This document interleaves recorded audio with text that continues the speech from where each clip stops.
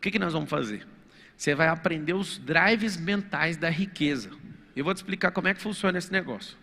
Esse negócio funciona assim, ó. Você tem um CD, você tem um computador. Tá aqui o computador antigo, teclado e mouse. Esse computador antigo, quando eu quero conectar ele a uma impressora, essa impressora, sai aqui a folha. Essa impressora, não adianta só ligar um cabo na CPU, na central de processamento, unidade central de processamento, que significa CPU. Não adianta ligar aqui. Eu estou falando da computação antiga, né, que hoje é tudo plug and play. Eu precisava de uma coisa no meio do percurso, um CD de instalação. Ou um disquete, eu não sei se você lembra da lástima que era instalar um Windows 95 com um disquete atrás do outro, aquela desgraça. Eu já morri de raiva com aquilo. Que um CD número 17, o disquete não funcionava, aí não funcionava nada. Nossa, o dia que eu vi o CD, eu falei, nossa, Deus é bom demais. Não, é um homem que é atrasado. Tudo, fala assim comigo, tudo já existe. Por que as pessoas, e por que eu comprei o livro que você falou ontem na palestra?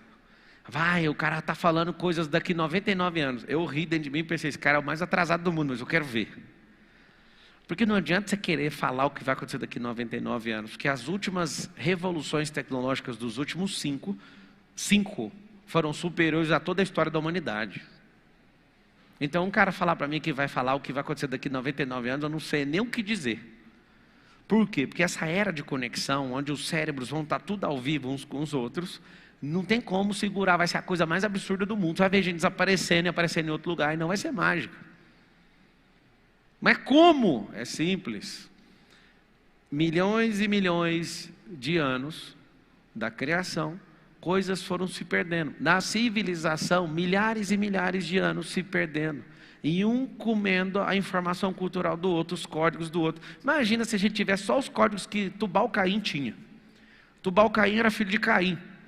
Ele que inventou os instrumentos. O Tubal-Caim, na Era das Cavernas, se você for aproximar aí, a Era das Cavernas, já fazia flauta de cobre. Sem Google, sem YouTube, sem nada. Você hoje, com o YouTube, com o Google, com tudo, você não dá conta de fazer. Você não dá conta de extrair o cobre, nem achar, nem extrair, nem trabalhar para que isso vire uma flauta. Imagina você inventar a flauta. O filho do Tubal-Caim fez isso. Só ali me dá um pavor. Qual o pavor? Aqueles caras que comeram a árvore do bem e do mal, eles não estavam querendo morte, eles estavam querendo conteúdo. Eles queriam códigos. Ninguém come uma merda dessa para não ficar potente.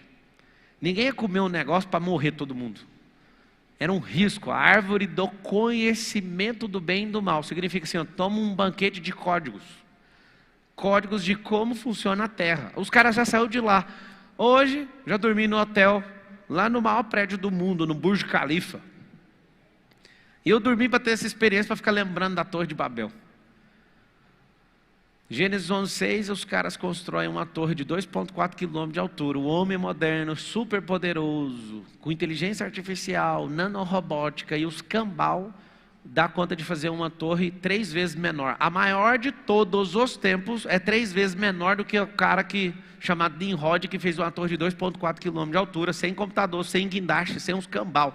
E está escrito assim, ó, betume e argamassa. Tipo, você está ficando doido? Como é que você construiu isso? Deixa eu te falar uma coisa. Essa onda de fulano é inventor, não existe isso. É só você forçar a natureza, ela te entrega o código. Para prosperar, força a natureza para você ver. Leonardo da Vinci inventou helicóptero, inventou paraquedas, não andou de helicóptero e não saltou de paraquedas. Ele ficava olhando para a natureza. Salomão falava, nossa, olha a águia, animal que anda por cima da tempestade. Isaías fala isso, desculpa. Só que acontece um detalhe. Toda vez que eu vou andar no meu jato, eu falo assim, o Salomão nunca em toda a sua glória teve um jato. Por que a geração de Salomão não descobriu isso? Porque essa não era a demanda dele. Ele estava maravilhado em pegar todos os códigos. Sabe o que ele tinha que fazer? As escolas para montar isso. Lá na época dele ia sair. Aí você fala, papo, você é muito doido. Então eu vou te falar se eu sou doido ou não. Há 500 anos atrás, chegaram de caravela aqui, 100 dias de viagem, lá de Portugal para cá. Chegaram aqui, imagina os índios pelados, o último lugar da terra onde tinha gente pelada. Foi o tanto que a gente é atrasado. O Éden já acabou tem milhares de anos. Aqui era o último lugar da Terra onde tinha gente pelada. Não tem registro histórico de outro lugar na Terra tendo gente pelada. Era aqui. O povo chega e fala, ó, nós viemos com esses navios. Os caras já estão loucando. Não, vocês são um diabo. E às vezes a história não conta direitinho, mas ali foi uma resistência gigante. Queria matar esse povo com essa caravela, afundar tudo.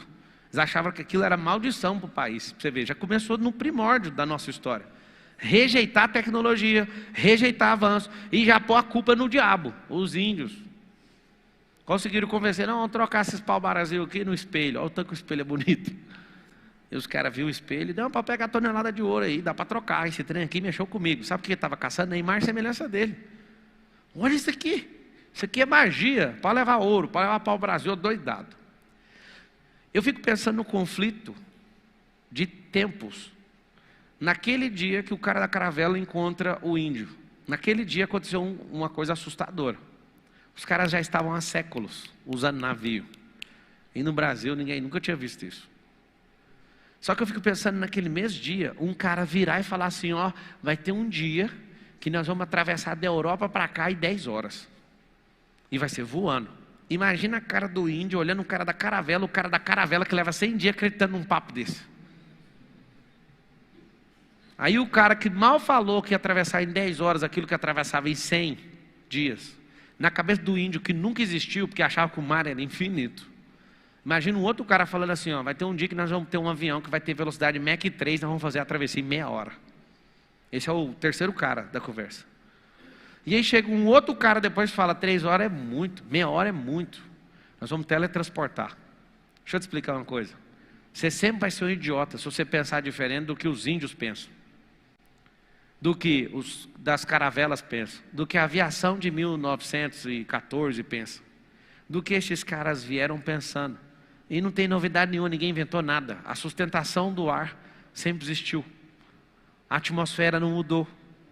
O que aconteceu foi, o Bernoulli pôs o nome naquilo que é a diferença do ar na asa para cima e para baixo, a diferença de temperatura que faz o avião voar.